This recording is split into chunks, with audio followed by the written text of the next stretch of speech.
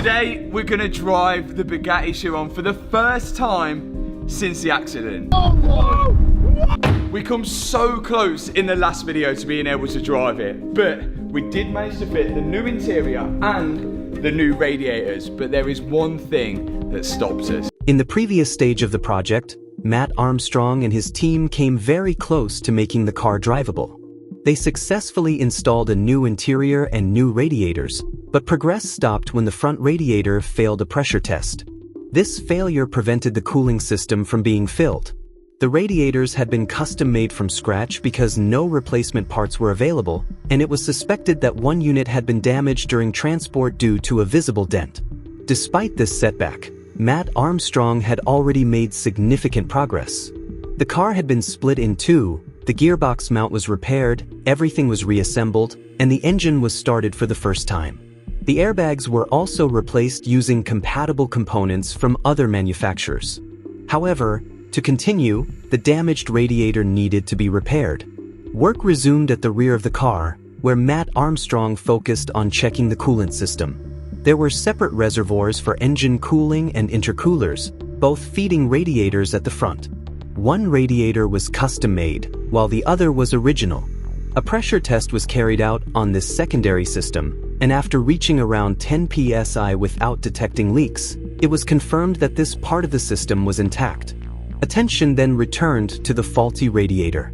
Matt Armstrong began disassembling it by removing hoses, unbolting mounts, disconnecting overflow pipes, and separating it from the car. Once removed, the damage became clear. A dent had compromised the radiator structure, likely breaking a delicate internal seal formed during manufacturing. To repair it, a replacement core was sourced. Matt Armstrong and the team cut out the damaged section and rebuilt the radiator using the new core while reusing the original tanks and mounting tabs. This required precise TIG welding, especially since the radiator was made of aluminum. While this repair was underway, Matt Armstrong also handled smaller but essential tasks.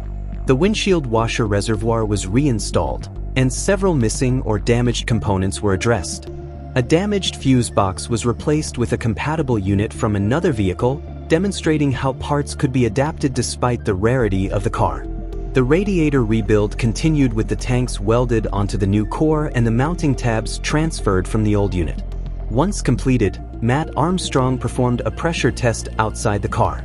The radiator held pressure well above normal operating levels, confirming that the repair was structurally sound. However, during reinstallation, a new problem arose. The replacement core was about 10 millimeters wider than the original. Fortunately, it still fit within the chassis, and Matt Armstrong adjusted the mounting brackets to make it work. This even provided a slight improvement in cooling capacity. At the same time, work progressed at the rear of the vehicle. Matt Armstrong replaced a missing secondary air pump with a compatible unit from another car. Although not essential for performance, it prevented warning lights and ensured smoother operation. Further reassembly included installing the rear bumper, diffuser, and aerodynamic components. Since many of these parts were carbon fiber and undamaged, Matt Armstrong was able to reinstall them without repainting. Electrical connections and airflow components were also restored. With the radiator installed, the cooling system was prepared for a vacuum test. Matt Armstrong connected a tool to remove air and create negative pressure. When the system held vacuum, it indicated there were no immediate leaks. The next step was filling the system. Using the vacuum method, Matt Armstrong added around 39 liters of coolant. However, a leak soon appeared in the repaired radiator, forcing the system to be drained and the radiator removed again. With Bob absent, Matt Armstrong attempted to fix the leaks himself. After identifying the problem areas, he tried TIG welding, something much more difficult than expected. Despite his efforts, the repair did not hold. Once Bob returned, he properly repaired the radiator, and Matt Armstrong confirmed through pressure testing that it was finally sealed. This demonstrated how crucial experience is when working with thin aluminum components. The radiator was reinstalled again, and this time both vacuum and pressure tests were performed. With no leaks detected, Matt Armstrong successfully refilled the cooling system. Additional work included installing the air filter for the secondary air pump. With everything in place, it was finally time to run the engine up to temperature. Matt Armstrong added fuel, reconnected the battery, and monitored real-time data. As the engine warmed up, coolant levels were topped off, and temperatures approached 90 degrees Celsius. The cooling fans activated as expected, and the system stabilized without leaks. After multiple setbacks, Matt Armstrong finally achieved a fully functional cooling system. With that success, attention shifted to clearing dashboard warning lights. Matt Armstrong prioritized the airbag system, identifying faults related to impact sensors and a pyrotechnic fuse. The front impact bar, completely destroyed in the accident, had to be recreated from scratch. Bob spent over 60 hours fabricating a new aluminum impact bar without precise measurements. Once installed, Matt Armstrong fitted impact sensors sourced from Porsche. Testing cleared some faults, but 2 remained. Then, Matt Armstrong discovered a hidden broken wire leading to an impact sensor. After repairing it, one of the faults disappeared.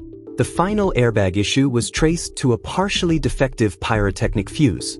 Although the car could still start, tests confirmed it needed replacement. With the main systems operational, Matt Armstrong took the rebuilt Bugatti Chiron for its first proper drive since the accident. The car performed impressively, warning lights began to disappear, systems functioned correctly, and it drove smoothly despite lacking a windshield. After the test drive, inspection showed everything holding up well, including the repaired gearbox mount and the cooling system. However, Matt Armstrong identified one remaining issue, a misaligned sensor that had been trapped during reassembly, requiring partial disassembly to fix. Overall, Matt Armstrong had taken the car from severe damage to a fully functional and drivable state. Only minor issues, such as the pyrotechnic fuse and small sensor faults, remained before the rebuild could be considered complete.